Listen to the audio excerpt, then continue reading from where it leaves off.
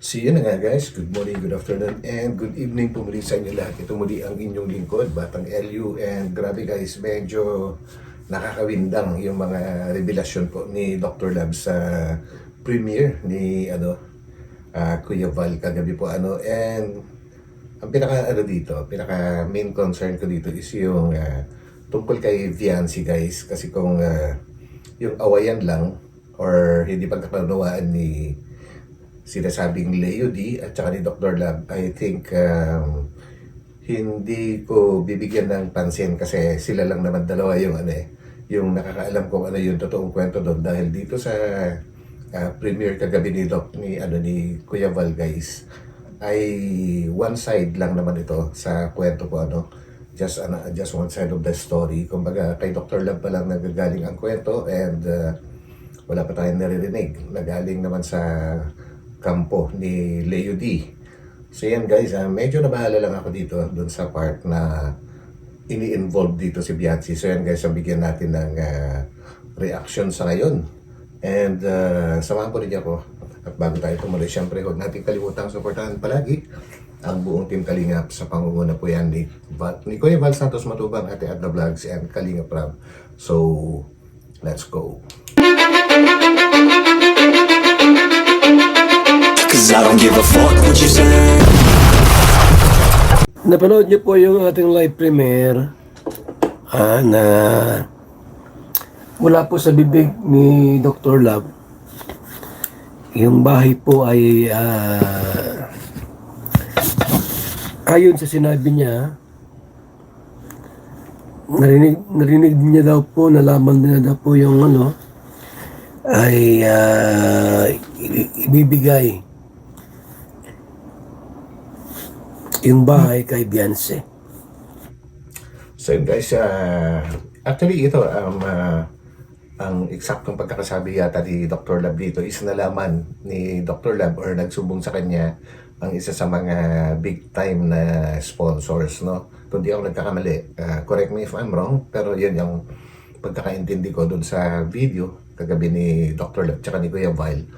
And yun nga at ibibigay nga daw kay Viancy nitong boss ni Dr. Lab na walang iba kundi si Leo D, yung bahay na tinitirhan ni Dr. Lab, kaya siya pinapalayas ora mismo dahil gusto nang ibigay kay Viancy. Yun po yung medyo questionable po and ewan ko kung may narinig na po kayong mga mapera na basta na lang namimigay ng ganung halaga po kasi ako mahilig ako magbasa ng mga kwento ng mga naging successful na mga personalidad dito sa Pilipinas, and kagaya po nila Henry C, mga Lucio Tan, yung mga ganyan po binasa ko po yung kanilang kwento, and nagkwentuhan nila na diskarte sa bukod sa diskarte sa negosyo is yung sobrang pagtitipid ang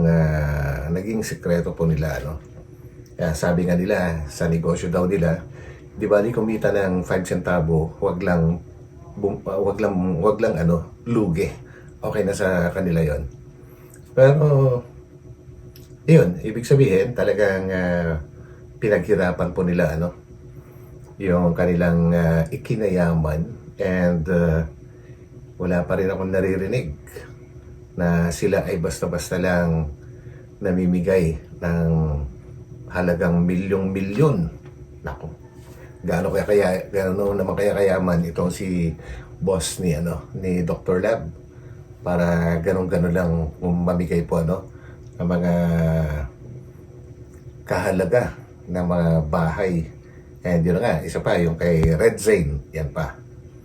So matindi at sabi nga nila bata pa, nasa line of 3 pa lang ay napakayaman na. Sobrang yaman. Kumbaga pero alam ko, sa pagkakaalam ko kasi guys, pagka yung mga mayayaman na personalidad, type mo lang sa Google yung kanilang pangalan, lalabas at lalabas. No? Kahit yung minsan nga pangalan nyo mismo i-type nyo kakaroon na resulta So yan guys, and Hindi natin alam kung tunay nga naman niyang pangalan yung pinakilala niya na Leo D. Kaya yun, hindi natin sure kasi never pa rin naman siyang nagpakita no, sa video or humarap sa camera. So yun lang guys, ang punto ko rito is gaano ba siya kayaman para napaka ano na lang, kumbaga ganun-ganun na lang siya kung mamigay ng mamahalin na bahay na at nabagit nga ni Kuya Val, parang namimigay lang ng candy. So yun yung ano, nagkaroon ako ng interest sa part na yun. And sige, panoorin muna natin itong sasabihin ni Kuya Val guys. Iwan ko lang kung totoo. Kung totoo man, aba, napakaswerte naman ni Beyonce. Swerte nga ba? Sa palagay niyo po, tatanggapin ni Beyonce yung bahay na yon? Sa palagay niyo kayo? Kung ako yung tatanungin, no, I don't think so. At kung alam ni Beyonce ang mga nangyari at nangyayari, imposibleng wala rin siyang alam kasi magkapit-bahay lang sila ni Dr. Love. And maaaring nagkikwento rin kahit papyo si Dr. Love, no? Kasi kung gano'n ang ugali nung boss ni Dr. Love, na kung pagbabasihan natin kaysa ay ang kwento lang ni Dr. Love, ay hindi maganda. Hindi maganda yung yung ugali, no? Kung ang kwento lang ni Dr. Love, wala pa tayong alam na kwento naman galing kay Leo D. So, dito muna tayo sa kwento ni Dr. Love. Okay, kung pagbabasihan natin yon ay hindi maganda. Ngayon, kung magbibigay lang siya kay Beyonce ng basta-basta ganun lang, maaring may katotohanan yung nabanggit ni Dr. Love na merong vested interest itong si boss nga niya kay Beyonce para bigyan na lang ng ganun-ganun po, ano? So yun. Yun naman ay sarili kong ano lang, pwedeng mali, pwedeng tama. Anong kapalit? Yun. Anong kapalit po? Sakaling Yun ang matinding katanungan dyan, Kuya Val. Kasi milyon-milyong halaga yan eh. Hindi man lang ba iisip ng kapalit itong magbibigay? Kagaya ng nasabi ko kanina na yung mga sobrang yaman na personalidad, no? Na dito sa bansa natin ay hindi basta-basta namimigay ng ganyan kasi pinaghirapan nila yung kanilang ikinayaman. Ngayon, ang tanong, gaano naman kaya kayaman itong si Leo D? Mas mayaman pa kaya ito kay na Henry C, kina Lucio Tan para kayanin niya na basta na lang mamigay ng ganung halaga ng walang kapalit? ibibigay ni Leo D ba? Leo D ang mga sponsor, paggawa. Ano ang kapalit? Wala naman siguro. Basta ibibigay lang.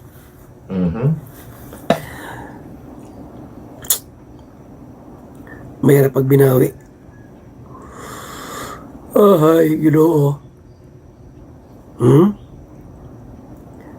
Ay, sus.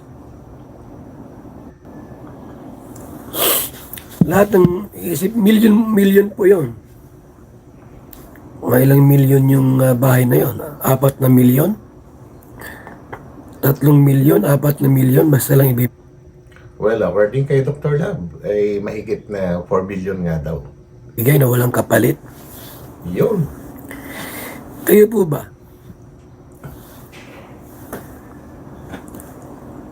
Pagka binigyan kayo, wala bang kapalit?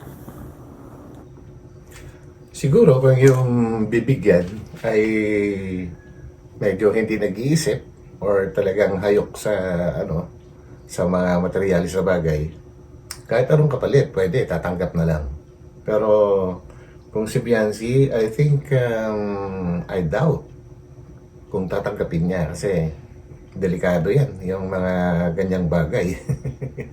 Hindi naman sa paninira, dun sa part ni boss na ni Dr. Love, pero ano yan eh, ang anything na too good to be true ay questionable. Di po ba? Naniniwala po ba kayo doon sa sobrang ganda para maging katotohanan ay parang questionable, no? Milyon? Ha? Mhm. Sana may malaman natin yung panig. Hindi Yun. lang mula kay Dr. Lab. So yun yung sinasabi ko kanina guys. So ang nire-reactionan natin ngayon ay yung panig pa lang ni Dr. Lab. Kumbaga nasabi ko kanina na one side of the story pa lang po ito, ano? Na importante talaga na marinig din natin yung ano, kung may kwento man si Leo D, kung patotohanan ba niya yung mga sinabi ni Dr. Lab, kung sasang-ayon ba siya doon o kokontrahin niya. Yun yung mahalaga. So, ano pa lang to, kumbaga puro sabihin na natin konting haka-haka pa lang. Kaya huwag muna masyadong huwag masyadong mag-overthink. Natin yung kabilang side. Pero paano? Yun lang. Hindi man vlogger si Leo. Hindi man siya vlogger. Paano mo malalaman yung side niya? Kung lahat yung sinabi ni Dr. Lab ay totoo or hindi. Hindi man yun nagpapakita. Correct. So, ang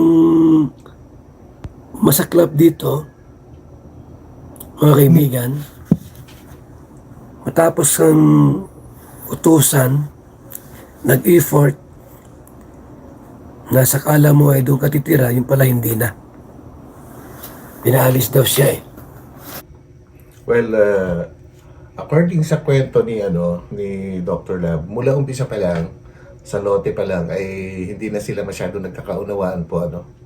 And then dumating yung time na tatayo ng bahay at ang kwento nga ni Dr. Lab ay magiging kanya yung bahay hanggang sa nagbago na ulit.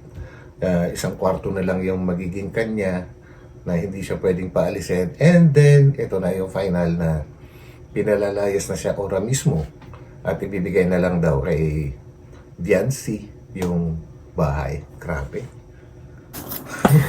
Maring lahat ng sinabi ni Dr. Lab ay 90% totoo. Yun. Ano po? Pwede. Maaring 90% doon totoo. Yung 10% baka hindi naman. Well, I agree kay Kuya Bal dyan, guys, dahil kahit yung kwento ni Dr. Lab, may mga part din na questionable po, kasi ano ba ang turingan nila ni Leo D? Tinuturing ni Dr. Lab na boss niya, amo niya, no? Pero sinasabi din niya na wala siyang natatanggap ni Singkong Kusing, hindi siya binabayaran ni Singkong Kusing. Bakit ganun? Bakit niya tinatawag na amo niya or boss niya? Di po ba, guys, pagka boss mo isang tao, dapat sumasahod ka. Naisip niyo yun? So, yun yung part lang na isa sa mga questionable naman kay Dr. Lab sa kanyang mga kwento na madalas niyang sabihin yan kahit sa mga vlogs kay boss niya, ganyan-ganyan. Tapos, ito, kwento niya dito is walang binibigay sa kanya kahit nga daw pang gasolina pag kumukuha siya dun sa budget ay namumura pa siya. So, paano niya tinatawag na boss ito ngayon?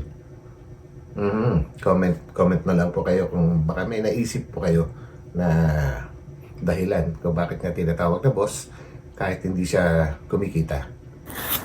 Tulad yung sinabi niya na ibibigay kay Biancy yung bahay. Maaring hindi totoo o maaring totoo po yun. Yan. Ngayon, yung reaction naman po natin, guys, is ito nga, one side of the story. Kung totoo, ay medyo questionable na basta-basta na lang magbibigay ng ganun na walang kapalit po, Ngayon, kung hindi totoo, ay mabuti naman kung hindi totoo. Wala na tayong dapat pag-usapan kung hindi totoo yun, di ba? Kung ikaw si Biancy, kung ikaw po si Biancy, mga kalingap, mga kaibigan, natanggapin mo ba yung bahay na yon na alam mong tinirhan ni Dr. Lab Sige daw po, kung ikaw si Beyonce, tatanggapin mo yung bahay na yon? Kayo guys na makakapanood, kung kayo naman si Viancy, kagaya ng katanungan ni Kuya Val, tatanggapin nyo ba? So, basahin ko na lang po sa comment section ang inyong mga kasagutan. Baka kabahan ka na kung ano ang kapalit. Yun. Kung sabihin nung nagbigay, gawin kitang prinsesa, Aray ko. gawin kitang reyna. Paano yon? So guys, kung natatandaan niyo po yung sa mga palaging nanonood po sa aking video, parang last week lang yata, meron akong na-discuss regarding dun sa nabanggit ni Kuya Val na isang mayaman na may binabayaran na reactor, vlogger, at para sirain ng EDSI po Baga parang gumanong kaagad yung isip ko doon. What if lang naman What if siya yun? At parang nabanggit ko na masyado naman yatang obsessed yung nagbabayad na yun para magbayad ng 100,000 para siraan lang ang EDSI, para paghiwalayin po yung EDSI po Ganon, at nabanggit din ni Kuya Val doon na dahil may gusto, it's either yung nagbabayad or yung anak. What if lang naman, what if kung siya yun? Nagkatanungan lang naman po, kumbaga guys, what if siya yun? Masyadong obsessed, no? Kumbaga kapag ka nagbibigay ka na rin ng mga ganyan na halaga, ka tinatagong dyan, agenda, kapag ka ganyan, hindi basta-basta yan nakakatakot guys yung mga ganyang bagay, yung basta ka na lang bibigyan out of the blue. Siguro kung siguro sino ba pinakamayamang tao sa mundo ngayon guys? Okay, na lang tayo, kay Elon Musk na lang, yung isa sa mga pinakamayaman. Hindi rin siya namimigay ng ganun bilyon-bilyon, trilyon-dolyar pa yata yung pera nun, pero hindi basta-basta namimigay ng ganun. Bagkos, ginagamit niya yung pera niya para sa improvement ng kalikasan, no? Parang ganun So, tuloy po natin to. Napakaswerte naman, maging ganon. Gawin kitang prinsesa dyan. Napakaswerte naman kung ganon. Diba? Kung papayag siya. Or gawing mistress. Aray ko. Iwan ko lang kung may asawa ito. Hindi ko alam kung may asawa o wala. Hindi ko alam Kung totoo man po yung sinabi ni Dr. Love na ibigay kay Beyonce yung bahay, basta bigay lang, ganun lang. Parang nagbibigay ng laruan. Halagang 4 million. Para lang nagbigay ng isang laruan o candy. Sa'yo na yan. Bahala ka na dyan. Walang kapalit. Hindi ko babawiin. Pipirma ko sa deed of sale. Parang binili mo na. I-transfer sa pangalan mo. Sa'yo na yan. Kumbaga talagang pwede kapag ganyan ang usapan, ang tawag dyan ay donation. Pero kahit pa, kahit pa po, ibigay ng walang kapalit, walang kondisyonis, without any condition, tanggapin mo yung bahay. Parang, sa tulad ni Beyonce po, hindi papayag yan. Hindi yun natanggapin. Kung si Beyonce lang po. Kung iba siguro. Yan. Na babae. Nang habol ay pera, habol ay kwarta. Pwedeng tanggapin. Pwede. Pero like Beyonce po, sa tingin ko parang hindi kayang tanggapin ni Beyonce. Ako din. Ganun din yung pakiramdam ko. Well, mataas yung respeto ko sa batang to eh. Kumbaga, pakiramdam ko lang talagang hindi tatanggapin kasi may isip siya eh. Matalino din siya ang bata and maayos din naman yung kanyang mga magulang. Siyempre, pagsasabihan nila yan. Kagaya nga ng nasabi ko, na anything na too good to be true ay questionable yan. No? Hindi pwede yung yung ganun-ganun lang. Kung totoo man, na sinabi ni Dr. Lab na ibibigay kay Beyonce, kung totoo man yun, di ako, maniwala na tatanggapin ni Beyonce yung bahay na yon.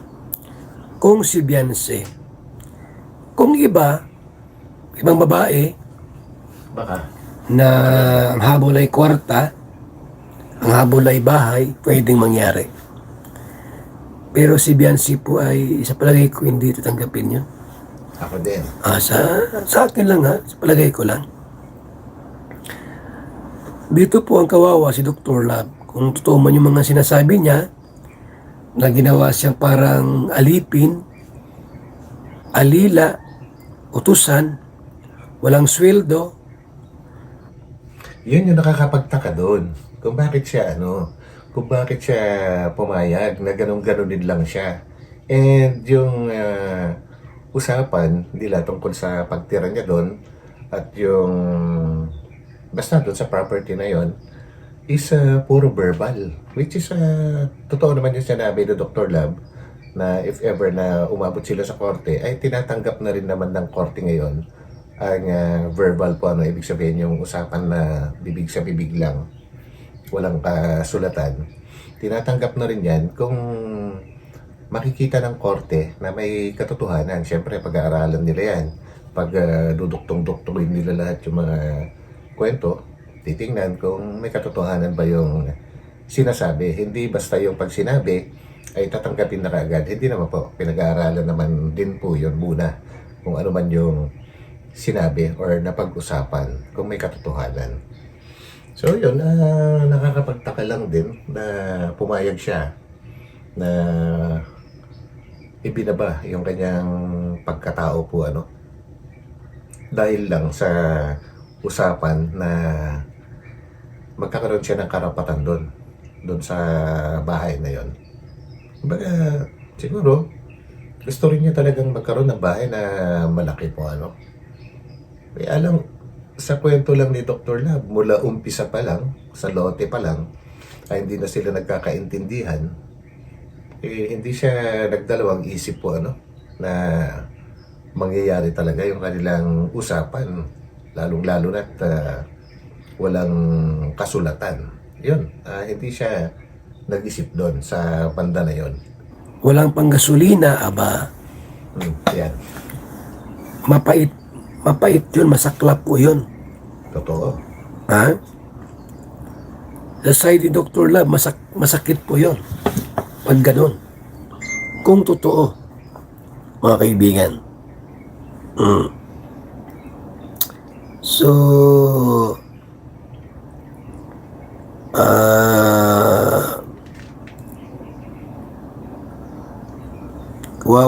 kawawa si Dr. Lab dito. Totoong kawawa si Dr. Lab. Kung pagbabasehan natin ay yung kinuwento niya kay Kuya Val. No? Mga kaibigan, kawawa si Dr. Lab. Bakit kawawa po? Yun. Sinabi niya. Ginawa siyang alila. Utusan. Pinasabi niya, ginawa siyang utusan, parang alila. Alipin. Ganon.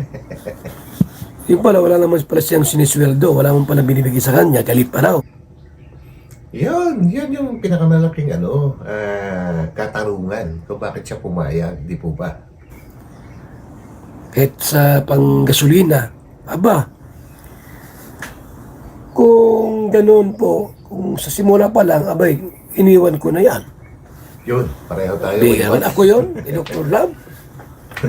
Sa simula pa lang po, magkagulo-gulo na kami. Tama. Simula pa lang. Tama. Namumura-murahin ka.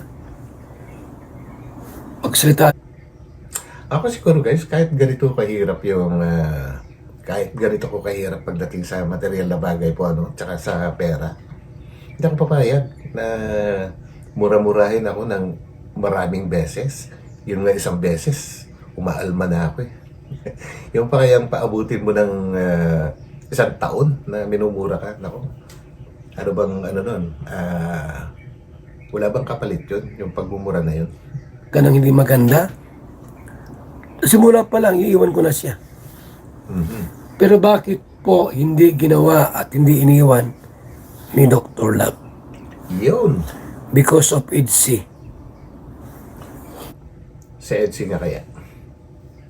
Siya ang founder ay Pero kahit naman ano eh, kahit sabihin na nating founder si Dr. Love, kahit iwan niya si Leo D, tuloy pa rin naman ang EDC eh. Kasi si Kalinga Prab naman po yung may-ari or nagpa-umpisa ng EDC. Kumbaga, si Dr. Love dyan guys, ang papel niya is naging founder lang sa kumbaga kahit walang founder, matutuloy pa rin ang EDC. Yun ang aking tingin Kasi nauso lang naman yung founder na yan, kamakailan lang. Nakakapag-vlog naman si Kalinga Prab na kahit walang founder, di ba? Yan ang aking pagkakaintindi diyan. marahil po may mga sila pinagkakasunduan. Yan. Yan yung yan yung mas mas naniniwala pa ako diyan. Baka may pinagkakasunduan, no?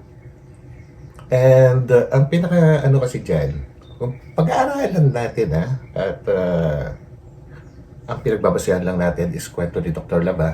Kwento lang ni Dr. Lab. Yung bigla-bigla na lang siyang paalisin na walang kadaydahilan. Kung yung pagmumura ni Leo di sa kanya, ang dahilan, matagal na siya minumura So, hindi na hindi na qualified as ground ng pagpapalayas sa kanya. Ora mismo yun. Siguro, ito, naisip ni Kuya Val na baka meron silang pinagkakasunduan. Kumbaga, malalim yan. Malalim na salita yan. Baka may pinagkakasunduan. Okay, magbibigay ako ng niyan. Bibigyan ako ng sarili kong haka-haka. Ito ay haka-haka lang guys Baka naman may gustong ipagawa yung boss niya kay Doc Love na hindi kayang gawin ni Doc Love. Kayo nang bahala mag-isip kung ano yung ibig kong sabihin doon guys. Hindi ko na i-elaborate pa. O pag may mga bisita dyan, Doc Love, EDC supporters, diyan mo patirahin. Iba naman yung version ko doon. Parang ganun. Hindi niya alam ba ng huli, palalayasin din po siya sa bahay na yon. At yun na po nangyari na, mga kaibigan. Mahirap yung ganung problema po. Ang kasi dyan is biglaan, no?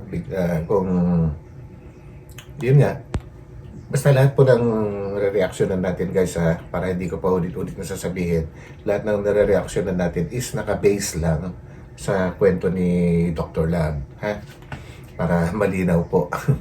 And yung biglang pagpapalaya sa kanya ay malaking question po yun, no? Kasi matagal na yung nangyayari sa kanila na ganyan kung sa kwento ni Dr. Lab. Tapos ngayon ay bigla-bigla na lang siyang palalayasin. Ano ang naging dahilan? Yan yung question. Ang sa akin naman, meron ako sariling haka-haka kasi napapanahon kaya kamakailan lang may nabanggit nga si Kuya Val na ganun. And baka lang naman, no? At baka may gustong ipagawa sa kanya si Lady. may ipagawa kay Dr. Lab, baka may gustong ipagawa si Leo D kay Dr. Lab na hindi kayang gawin ni Dr. Lab sa EDSI. Kaya nagkalabuan na. Kumbaga, palayasin na lang kita kasi hindi mo naman kayang gawin. Di ba? Haka-haka lang yun, guys, ha? So para daw po magkaayos, ang gusto ni Dr. Love po ay yung mga nagastos niya, tapos yung effort niya, bayaran na lang para umalis siya sa bahay na yon. Di ba? So guys, kasi nasabi ni Dr. Lab na isasarado daw niya yung bahay. Alis siya ngayong katapusan. Babalik siya doon sa inuupahan niya kina Kuya Nel. And sabi nga niya, talagang hindi niya binitawan yung inuupahan niya na yun kasi pakiramdam niya talagang aabot sila sa ganitong punto. At yun na nga, nangyari na nga. So, magaling din. Kumbaga, talagang inaasahan na niya na mangyayari at mangyayari. Siguro, dati pa ay may duda na rin siya po, Kaya alam niya na aabot at aabot sila sa ganito. So, alis siya by the end of this month. Pero, hahayaan niya mabulok yung bahay na yan. Sasarado daw niya. No trespassing kasi nakapangalan daw sa kanya yung bahay. Pero yung lote, nakapangalan daw sa, sa pamangkin ni ni boss niya. So yun, guys. Ay nako. Ilang buwan yung sinabi niya? 6 months? Kasama yung supervise sa pabahay na para kay Red Shane. Yun pa isa. Kung ako kay Red Shane, di na ako matira doon. Tama. At nasabihan na yata siya ni Dr. Lam sa naging problema po And kung tutuloy pa rin si Redsen, sariling desisyon na rin po niya yan, guys, di ba? And parang last year, naroon akong napanood na isang live stream ni Redsen. Parang nangihingi siya ng payo doon. Kasi meron daw siyang isang maliit na lote. Tapos gusto niyang ibenta para pag-umpisahan ng pagpapatayo ng bahay sa ibang lugar. And hindi nga niya naikwento na ito pala, meron palang itatayo na bahay para sa kanya po.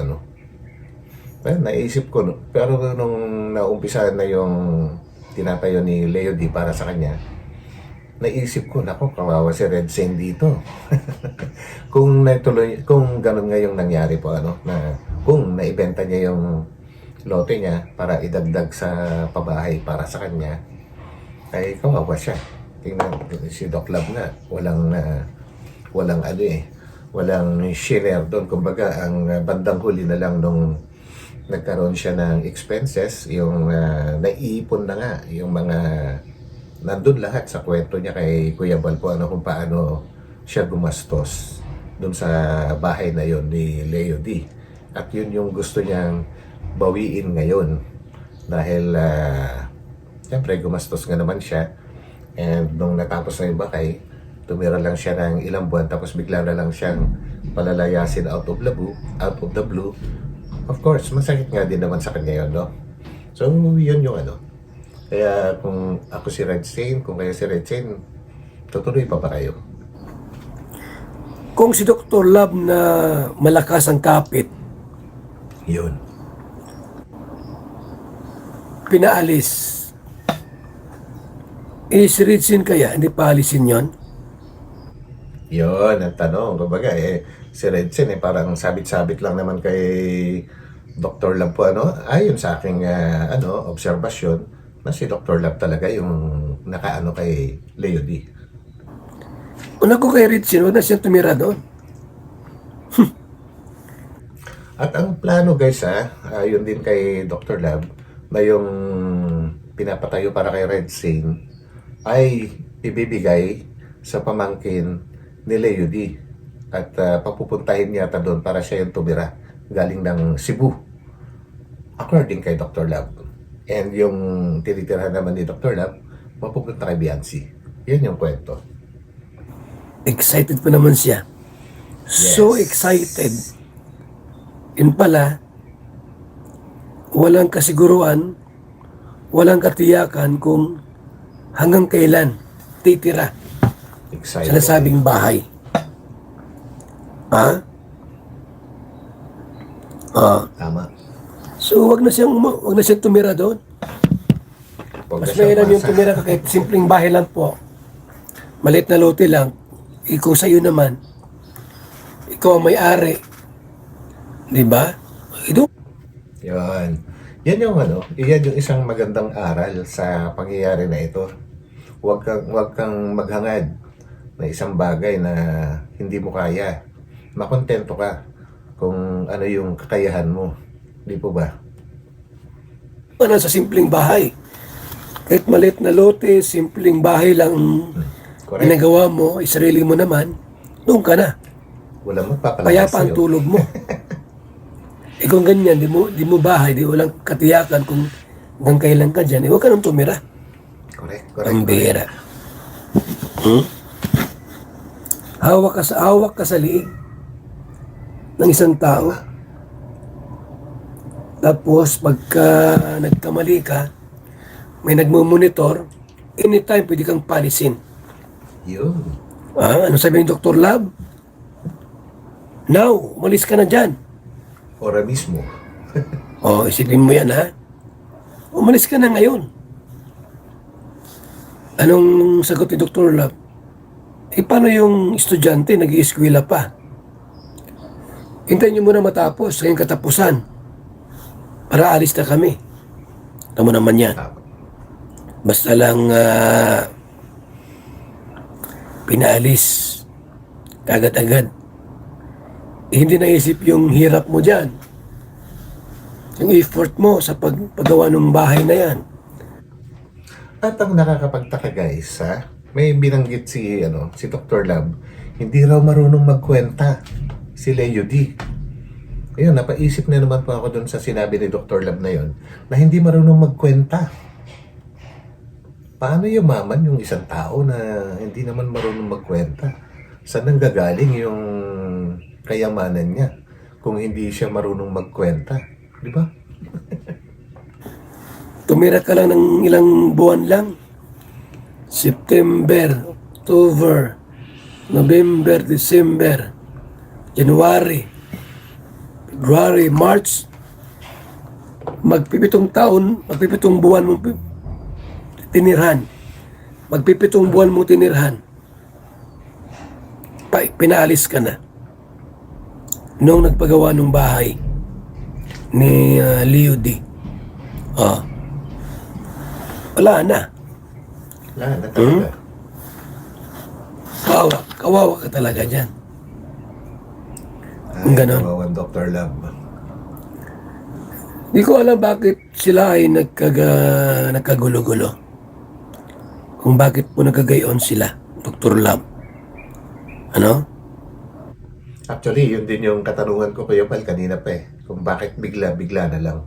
So, kagaya ng nasabi ko kanina, baka naman may gustong ipagawa sa kanya yung boss niya tungkol sa EDSI kasi mapupunta nga yung bahay kay Biancy, Kung baka pinagkukunik-kunik lang natin. Baka may gustong ipagawa kay Dr. Lab na hindi kayang gawin ni Dr. Lab. Kaya siguro nag-init ang ulo ng boss niya at palayasin na lang siya. At si Leo D, hindi ko alam kung anong dahilan. Kung bakit sila... Samantalang noon, maganda man ang samahan nila. Tama. Pero binanggit ni Dr. Lab na talagang mulat-mula pa talaga po. Lagi siyang minumura at pinapagalitan. So, di niya na po natiis yung ganun. Kaya bumigay na siya. Alam nyo guys, yan pa yung paisip. Di ba sa mga kwento lang, nung panahon ng Espanyol dito, parang sila yung palamura pero lately parang parang wala nang ganun na turingan ng mag-amo. Kasi ngayon, murahin ka lang ng boss mo ngayon, halos gusto mo nang sagutin din kaagad Pero kung paabutin mo ng ng ganyang katagal na minumura ka, iba yun. Iba, di ba? Kumbaga ang mga palamura sa ngayon yung mga ganyan, na konting kibot, mura ka agad. Parang may tuturing mo na uneducated di ba? Napapaisip lang po ako, guys. Nalaman pa niya na yung bahay po ay para kay Dianse. Aba, pambira yan. Napakaswerte naman, bagay nasa 4 million yung bahay. Kasama lote. Tapos, basta lang ibigay kay Dianse, anong kapalit? Anong kapalit? Ha? Bakit gusto ibigay kay Dianse yung bill? Bahay kung totoo man yun? Ang hirap yun, ha? Bira yan. Talaga. Mayaman siya, no? Napakayaman pala. Sobrang yaman, Kuya Bal. Mas mayaman pa siya sa pinakamayaman sa mundo. Kasi mga mayaman, di naman basta namimigay ng ganyan Yun ang aking pagkakalam. Mahilig kang magbasa, guys Yung mga talagang mayayaman, yumaman sila kasi masino. Masino po sila. Magagaling sila sa math. Marunong sila magkwenta. Ang isa sa mga sikreto ng pagyaman ng isang tao, mathematics. Niwala kayo dyan. Yan po. Malaman niyo po ang buong kwento. Kaya pala stress si Dr. Lab. Kaya pala ganun siya. Yung daan lang sa tawa-tawa pero stress na pala. Pati channel niya wala na rin.